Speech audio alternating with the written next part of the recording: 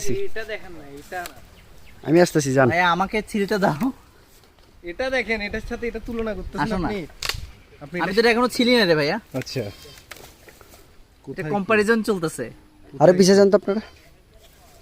কোথায় কি দেখেন? আম্রপলি আমের কম্পিটিশন চলতেছে। এখান থেকে একটা কামড় দাও। চাই আরে দেখি এত মিষ্টি। দুটোটার কালার দেখি। মধু। আমি এটা আগে ছিলি। আচ্ছা, মধু মধু, হ্যাঁ। সাথে আনারস।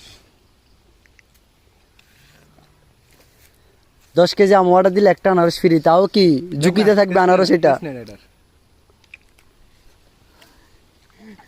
ভাই গোটা করবো। এই আমটা বেশি পাকছে। হ্যাঁ, এটা তো আর- ডাইরেক্ট মধুর থেকে। আরেকটা বিষয় বলি আপনাদেরকে,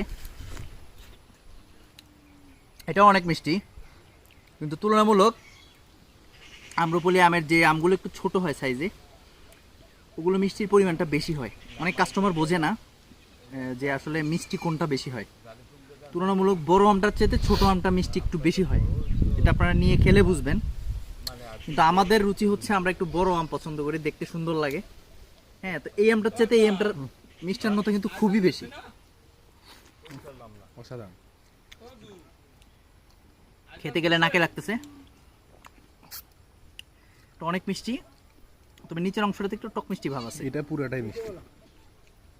আর তোমার এটা এটা কেমন? পুরোটাই মিষ্টি, পুরোটাই। মধুর থেকেও মিষ্টি, হ্যাঁ। মধু, পুরোটা মধু। রসমালাই, রসমালাই, মধু, মধু।